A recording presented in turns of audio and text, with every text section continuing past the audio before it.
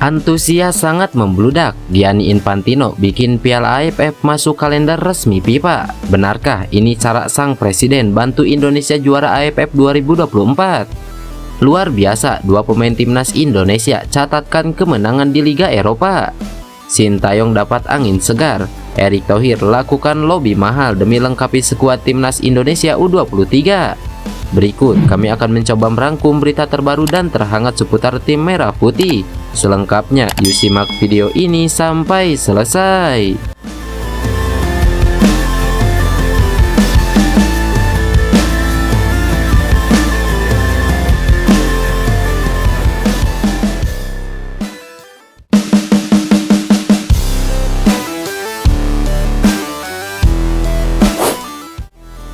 Presiden FIFA Gianni Infantino pernah menjanjikan agar Piala AFF naik level alias masuk ke dalam turnamen yang masuk agenda resmi FIFA. Ada beberapa pertimbangan mengapa Gianni Infantino berpendapat Piala AFF layak masuk agenda resmi FIFA. Piala AFF harus ditingkatkan menjadi turnamen resmi. Kami harus memastikan turnamen ini semakin berkembang, kata Gianni Infantino. Dengan populasi lebih dari 650 juta orang, masyarakat di kawasan ini semuanya sangat menyukai sepak bola. Selain itu, dalam 3 tahun terakhir, negara-negara Asia Tenggara semuanya tertarik dengan sepak bola, mencapai hasil yang baik di sepak bola pria dan wanita, jelas Gianni Infantino. Jika Piala AFF naik kelas, maka akan menjadi turnamen ketiga di Asia yang resmi dimasukkan ke dalam agenda FIFA.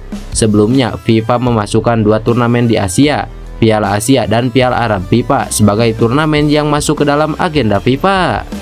Andai Piala AFF resmi naik kelas, timnas Indonesia tentu diuntungkan. Sebab dengan begitu, timnas Indonesia dapat diperkuat pemain-pemain abroad yang berkarir di luar negeri. Sekedar diketahui, ketika sebuah turnamen masuk ke dalam kalender FIFA, klub-klub wajib melepas sang pemain ke tim nasional jika mendapatkan panggilan. Alhasil timnas Indonesia dapat diperkuat pemain-pemain jempolan. Semisal diberlakukan sejak Piala AFF 2024, pelatih timnas Indonesia dapat memanggil Sandy Walsh, Shane Patinama, Marcelino Ferdinand, Ipar Jenner, Tom Hay, J.I. dan banyak lagi. Nama-nama tersebut diprediksi dapat membuat timnas Indonesia menggila di Piala AFF. Ujung-ujungnya gelar perdana timnas Indonesia di Piala AFF hampir pasti bakal disabet skuad Garuda. Para pemain timnas Indonesia langsung memberikan dampak yang bagus dengan meraih kemenangan di kompetisi Eropa. Kedua pemain yang dimaksud adalah Elkan Bagot dan Marcelino Ferdinand. Marcelino Ferdinand langsung mendapatkan kepercayaan tampil bersama klub Belgia KMS Cadense. Ini merupakan laga debut Marcelino Ferdinand bersama tim utama KMS Cadense. Marcelino dipercaya tampil saat KMS Cadense menghadapi klub NXT dalam lanjutan Liga Belgia. Pada pertandingan tersebut, Marcelino masuk sebagai pemain pengganti. Ini juga merupakan penampilan pertama Marcelino setelah absen cukup panjang karena mengalami cedera. Pada laga yang digelar di markas klub NXT, Marcelino baru masuk pada babak kedua. Dia masuk pada menit ke-80 menggantikan Guy Laume. Sayang, waktu yang minim membuat Marcelino tak bisa berbuat banyak. Tak ada peluang yang diciptakan selama dia turun ke lapangan. Meski begitu, pada akhirnya Marcelino tetap menjadi bagian kemenangan 1-0 KMS Cadense atas klub NXT. Beralih ke daratan Inggris, Elkan Bagot juga mendapatkan kesempatan melakoni debut bersama klub barunya Bristol Rovers. Dia menjalani debut saat Bristol Rovers menghadapi Exeter City dalam pekan ke-31 League One 2023-2024. Sama seperti Marcelino, Bagot juga dimainkan jelang laga usai. Pemain bek tengah timnas Indonesia itu baru masuk pada menit ke-92 menggantikan Camille Conte. Bristol Rovers sendiri akhirnya menang dengan skor tipis 1-0 atas Exeter City lewat gol Brandon Aguilera pada menit ke-15. Timnas Indonesia mendapatkan kabar buruk jelang hadapi Vietnam pada laga kualifikasi Piala Dunia 2026 zona Asia Grup F. Duel tersebut dijadwalkan berlangsung di Stadion Utama Gelora Bung Karno, Jakarta pada 21 Maret 2023 mendatang. Pertandingan itu sangat penting bagi pasukan Sintayong yang belum pernah menang dalam 2 laga. Kemenangan menjadi harga mati untuk menjaga harapan lolos ke ronde ketiga. Akan tetapi jelang pertandingan tersebut, ada kabar buruk untuk timnas Indonesia, yaitu terancam tidak dapat diperkuat oleh kiper FC Dallas Martin Paes. Martin Paes merupakan pemain yang saat ini sedang digenjot proses naturalisasinya oleh PSSI beserta beberapa pemain keturunan lainnya seperti Nathan Joaon, Tom Hey, Ragnar Oratmangun. Jika proses ini selesai sebelum Maret 2024, ada kemungkinan Paes dan ketiga pemain lainnya bisa memperkuat timnas Indonesia di kualifikasi Piala Dunia 2026.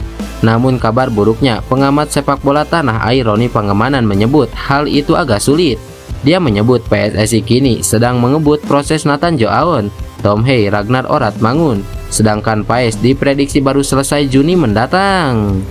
PSSI sedang fokus bagaimana mendapatkan pemain-pemain top seperti Tom Hey, Ragnar Oratmangun, Martin Paes, dan Nathan Jo agar semua bisa dimainkan untuk menghadapi Vietnam, termasuk Irak dan Filipina, kata Bung Ropan.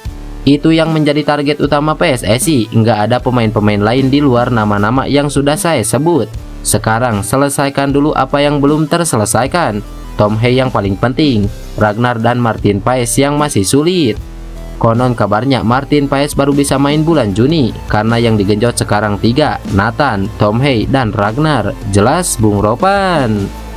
Kualitas dan pengalaman Paes memang sangat dibutuhkan timnas Indonesia yang memburu 6 poin kontra Vietnam. Apalagi di satu sisi, posisi penjaga gawang timnas Indonesia masih belum ada pemain yang pasti. Pelatih Sintayong kerap mengganti-ganti si pemain nomor 1 di antara Nadeo Argawinata, Hernando Ari, hingga Syahrul Trisna.